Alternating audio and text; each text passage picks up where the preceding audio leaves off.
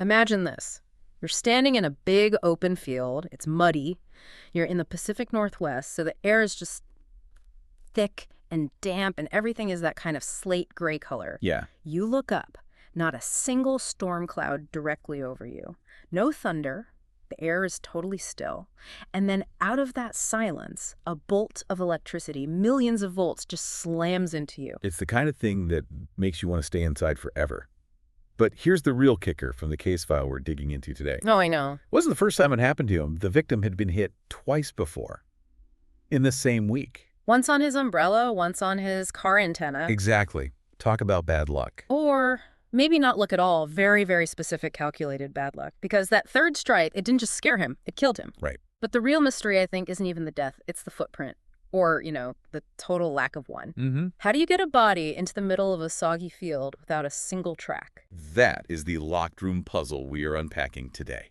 Welcome back to the deep dive, everyone. We are shifting gears completely. Oh, a massive shift. We've left the desert heat of Vegas and the jackpot killer behind. Today, we're analyzing Season 1, Episode 4 of What Are the Odds? The episode is called Lightning Rod. And it's a huge atmospheric change for the show, isn't it? The source material really leans into that, going from neon and gambling fallacies to these rain-slick, moody Seattle streets. It just feels heavier. Absolutely. The first arc was all about man-made odds. Luck in a casino. This is about the probability of nature itself turning on you. Or at least appearing to. Right. So the Behavioral Probability Unit, the BPU, they've moved to Washington, and bam, they're hit with a case that it defies basic meteorology. Okay, so let's set our mission for this deep dive. We're not just recapping. We really need to get into how the writers use 3 very specific things to build this mystery. Advanced fractal geometry, heavy lift drone tech, and atmospheric physics. Because on the surface, it looks supernatural. An act of God or a ghost story. But, as the VPU always says, if it looks like magic, it's just math you haven't solved yet. Exactly. But before we get to the math, we have to talk about the team itself, because the BPU has changed. In Vegas, it was Elias Vance, the psychology guy, and Agent Hatch, the tactical guy. The boots on the ground. Right. But the show Bible for this season introduces a whole new element. Enter Agent Jackson Reed. Yay! Jax. And I think this is such a fascinating addition because it admits something about modern crime solving. What's that? You can't just... I really like their spin on the guy in the chair trope. He's, insomnia-driven, talks a mile a minute, and he's just obsessed with patterns no one else can see. Yeah, he's watching traffic flow, Doppler radar, dark web chatter, all at the same time. It totally changes the dynamic. It's a triad now. Elias is the why. The psychology. Hatch is the how. The physical reality. And Jax. Jax is the impossible. He looks at the data that makes no sense and finds the one thread that connects it all. And they need him right away. Because this crime scene in Seattle is just a total mess of contradictions. Let's break down the victim, David Corvus. Okay, so David Corvus, 35, tech executive. He's found dead in Discovery Park. And for anyone who doesn't know Seattle, Discovery Park is huge. It's open, it's exposed, meadows, cliffs. And it's very, very muddy when it rains, which it is, constantly. So Agent Hatch is on the scene. He's looking at Corvus, who's dead from, obvious electrocution. But the mud all around him, it's pristine. No footprints. Not single one. And this is the part that got me. If he walked there, you'd see tracks. If someone carried him, the tracks would have to be deeper from the extra weight. Precisely. It's like he was just dropped from the sky. But there's no crane, no tire tracks, nothing. And then there's the weather report. The National Weather Service confirms it. 0 lightning activity in the whole region for the last 24 hours. So, a lightning strike victim with no lightning, and a body that seems to have teleported. This is where Dr. Eris Thorne, the ME, comes in. And the forensic details here are just gripping. She finds Lichtenberg figures. Which are these wild, fern-like branching marks on the skin. Yeah, right? They're terrifying, honestly. It's your capillaries rupturing under the surface as all that electricity tries to find a way out. Looks like a tattoo of a lightning bolt. But the source material makes a really key distinction here. Usually, natural lightning hits you from above and travels down your body to the ground. Exactly. It burns from the outside in, trying to get to the earth. But Dr. Thorne finds that Corvus's burn started at the top of his skull and blew outward. Outward? It wasn't a strike from the atmosphere. It was an explosive discharge that happened right on him or just above him. It behaved differently. And she finds one more thing, something that has no business being on a human body. Melted into his jacket collar. A tiny trace of lithium polymer battery acid. The kind you find in high-output drones. And that is the first thread, the one that unravels everything. Okay, so physical evidence. Yeah. No footprints, weird burns, battery acid. This is Jax's cue. This is where he does his impossible data thing. Right, he pulls up the timeline. Because remember, Corvus was being hunted. This wasn't a one and done. Right. Monday, his umbrella gets zapped. Wednesday, his car antenna. Friday, he dies in the park. To the local cops, it just looks like he's the unluckiest guy in the world. But Jax plots the 3 locations on a map of Seattle, and I love this reveal. It's not just a random cluster of points. No, it's a shape. A perfect equilateral triangle. Down to the meter. And this is where the odds part of the show's title really kicks in. Jax runs the numbers. He calculates the probability of natural lightning hitting 3 spots in a week to form a perfect geometric shape. And the number is just. It's astronomical. It's 1 in 8.4 billion. So basically 0. It didn't happen naturally. Nature is chaotic. It doesn't draw with a ruler. Exactly. It's a signature. Yeah. And Elias Vance, the profiler, he sees that triangle and he realizes... This isn't weather. It's a sniper. But instead of a rifle, they're using electricity. Which brings us to the how. The team figures it has to be a drone.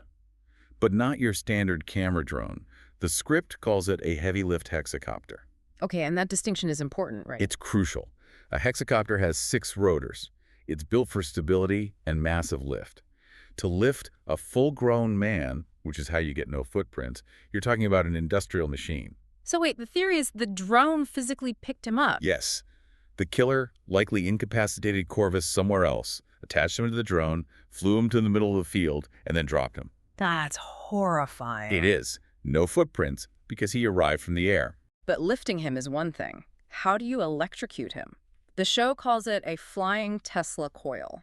And that image is just... Yeah. Yeah, pure nightmare fuel. A Tesla coil builds up a huge voltage.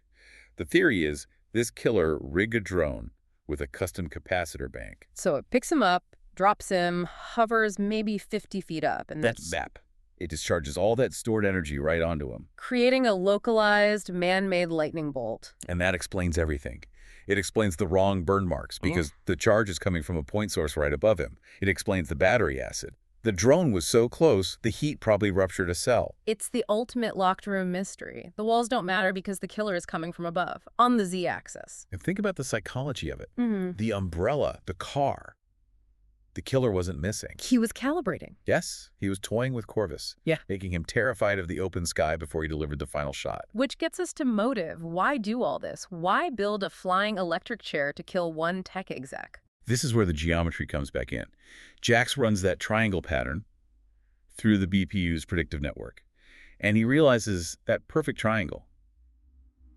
It wasn't the finished piece. It was just the center. It's a fractal.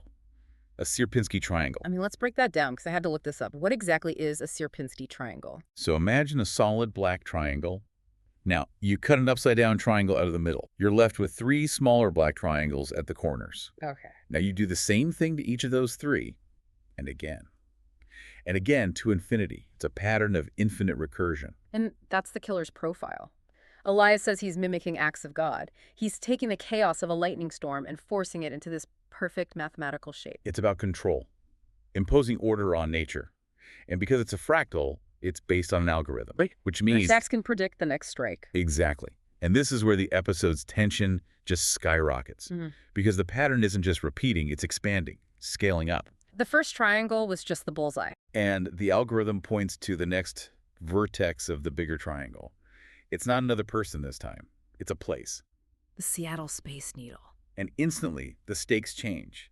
This isn't just a murder anymore. It's a potential mass casualty event. But how? I mean, a drone can fry one person, but can it really hurt a massive building like the Space Needle? It's literally designed to get hit by lightning. That's the problem. The Space Needle is a lightning rod. It's grounded. But the killer isn't targeting the structure. He's targeting the observation deck. The tourist deck. Which is full of people. And Jax finds this terrifying detail in the city's power grid schematics. The killer isn't using the drone's batteries for this one. Oh, no. He's tapping the drone directly into the city's main power grid to charge it before it flies. So he's turning the drone into a flying extension cord connected to the city's main line? If he unleashes a grid-level discharge on that observation deck, the current won't just go to ground. It'll arc through the path of least resistance. The people. The crowd. It would be a catastrophic chain reaction. That's a terrifying escalation. And it fits the Sierpinski theme. The triangle gets bigger, so the body count has to get bigger. It's the logic of the fractal. Yeah. The pattern demands growth. So we hit the climax. The pacing just gets frantic. Elias and Hatch are in their car, racing through Seattle, sirens on. Jax is in their ears, watching the power grid just spike off the charts. The sound design described in the script is just incredible. You hear the hum of the grid surging, Jax's frantic typing. Yeah. They're literally racing against man. And they're looking up. That's what's so scary. Trying to spot this small drone in a gray, cloudy sky, knowing any second it could just unleash hell. It's that total sense of helplessness. Yeah. You can't fight a sniper you can't even see. And the episode cuts to black just as they pull up to the base of the needle. It is such a brutal cliffhanger. It is. Yeah. And it leaves us with that incredible tagline. I have to read it. It sums everything up. What are the odds the BPU can find a single killer flying a deadly drone in a city of 4 million people before he turns the Space Needle into a giant lightning rod? Chills. Yeah. Every time. You know, what this deep dive really highlights is how the show grounds its impossible ideas in very real anxieties. It doesn't feel like sci-fi. It feels like it could happen next week. Right, because we see drones everywhere now. We think of them as toys or maybe military tools far away. This episode brings that tech home and makes it personal. It's the weaponization of hobbyist tech. Now, obviously, building a stable flying Tesla coil is genius-level stuff. Oh, for sure. The physics of it are incredibly complex. Right. But the parts are available. The concept is sound. It just completely refreshes the procedural format. And it proves why the new team dynamic works. Elias couldn't solve this alone. He can profile the killer's God complex, the why, but he can't find the where without Jax's algorithm. It validates the whole BPU concept. Biology, psychology, and now technology. A triad for modern crime. So we're left hanging. The Space Needle is in the crosshairs. Elias and Hatch are on the ground, and a drone is hovering in the mist, fully charged. I am genuinely anxious to see how they stop it.